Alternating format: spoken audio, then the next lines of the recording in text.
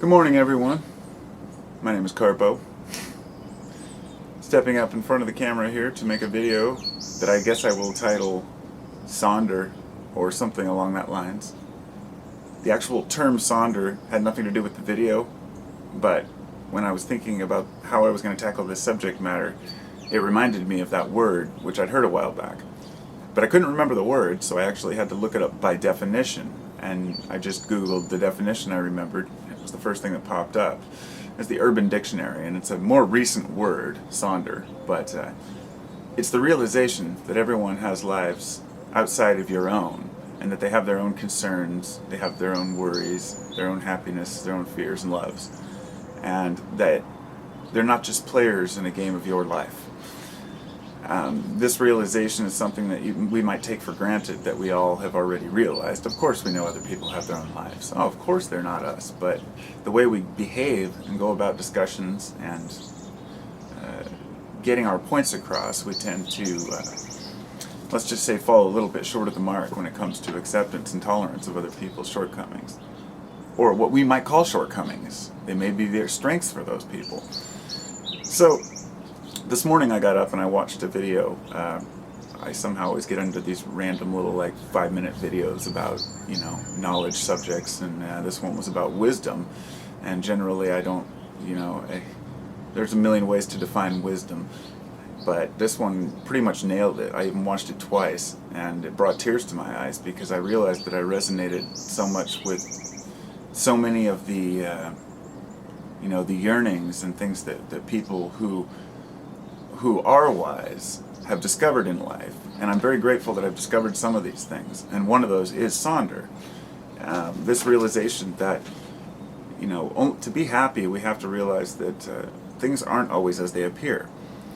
That the ultimate wisdom lies in seeing things as they are, which means you don't abandon hope, yet you don't attach everything to one idea.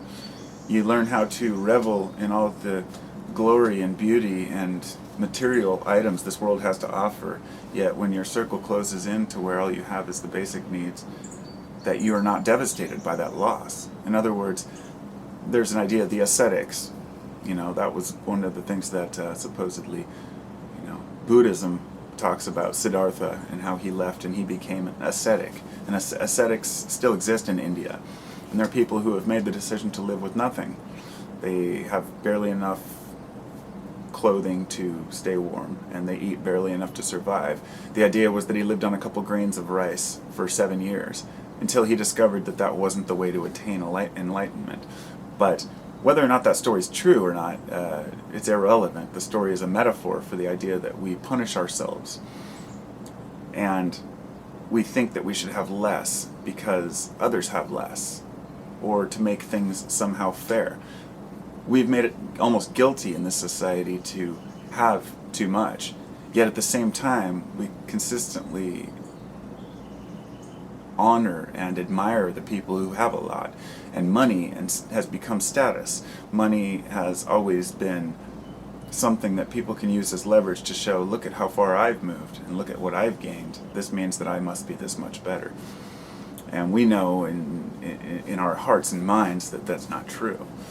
That money has nothing to do with the value system. Wealth has nothing to do with internal wealth. But we can't merely dismiss a person who has money by saying that they're, say, not spiritually, developed. Let's say a person may say, oh, well, rich people just haven't seen the light yet, that, being poor is humble. But it has nothing to do with that. It has to do with how you handle yourself and what money you do have and what resources you do have. Life is all about just embracing every moment as it comes and not putting too much into it. Being able to laugh at the shortcomings of others is important, but being able to laugh at the shortcomings of ourselves is the most important aspect of that. When people pick at me for my personal flaws, I'm quick to be defensive if I don't believe that they're true. But if I know they are true, I can laugh along with people and say, yeah, I can be a little overwhelming.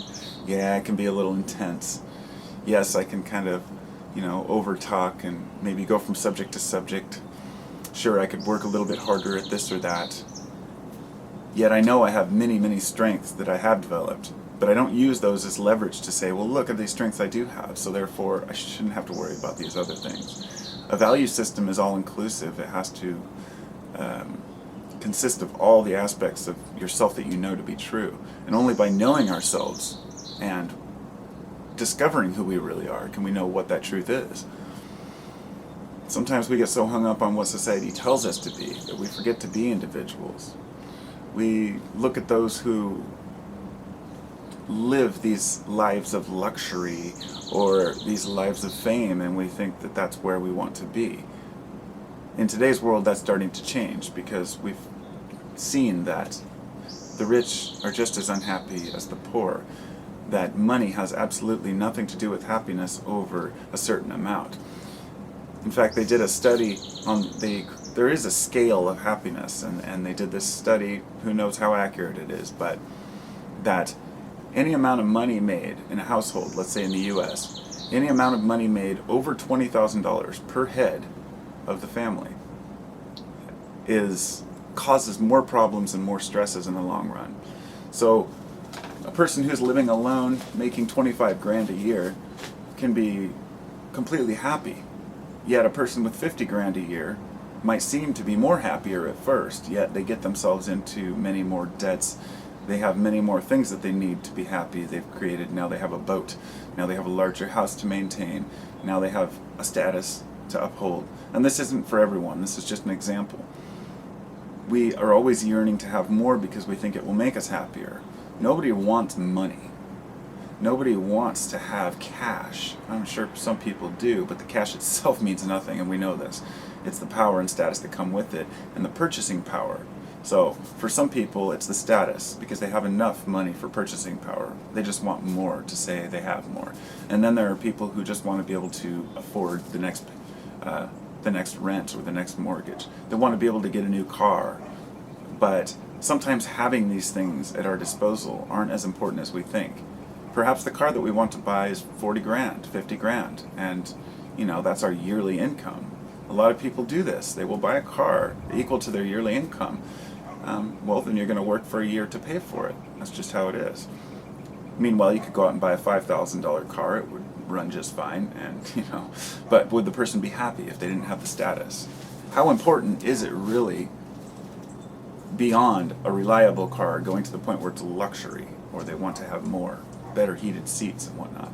And everybody has their limits of what they think is important, their limits of what they find to be, their standard of living.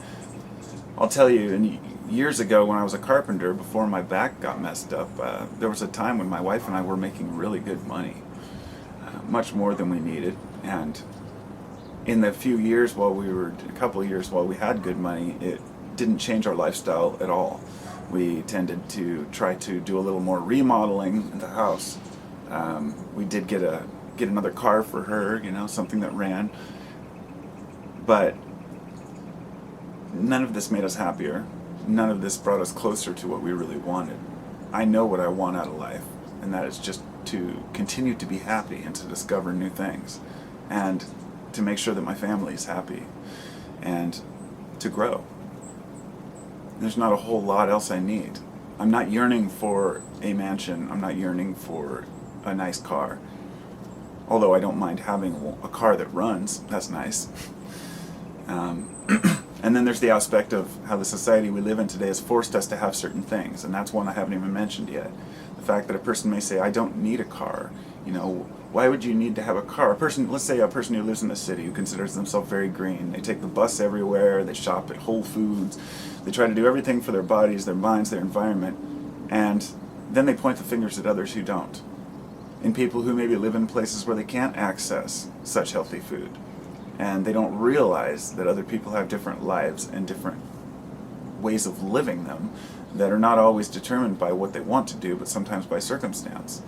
Maybe the other person who drives a van, I used to drive a van, and I remember having a discussion with somebody who says, I just want to get, vans just take too much gas, and I need an economy vehicle. I said, but I'm a carpenter. I travel through town. I go from place to place, several miles with all my tools. So by design, I have to have an automobile when I was doing that did that. And this goes with a lot of things people do in life. You know, a house is something you have to live in so you can get ready for work. You know, it's very difficult to work when you're homeless. There are basic things like food, water, and shelter that we need. And so we decide what we want beyond that. And I'm not going to say that we don't need anything beyond that, because to think of living a life without any enjoyment out of material goods or luxuries seems to be a waste of all this fruit and beauty that we've worked towards and that's been given to us by nature. So I, for one, have found that using everything around me for enjoyment, whether it be material goods, substances, ideas, people, discussions, everything that I learn from, I make sure that it always benefits me, that I'm always gaining somehow from it and understanding, and even the mistakes I make are always a great understanding because I know what not to do next time. Having confidence in oneself is often extinguished by looking around at society and seeing how others seem to get things so easily, or we don't want to step up to the plate and work a little bit harder to gain something. But we all have it within us to force ourselves to step up and make a change in our lives and to be better people. And it doesn't take any work.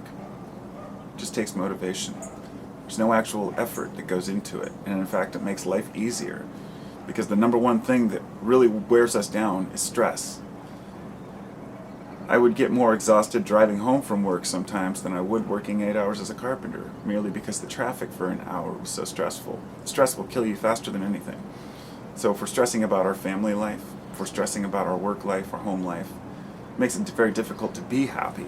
And usually that stress is determined by how much money we have, or so we think. And we find once we have enough to survive that it never was the money in the first place. At least in my experience. So, take care everybody. Have a great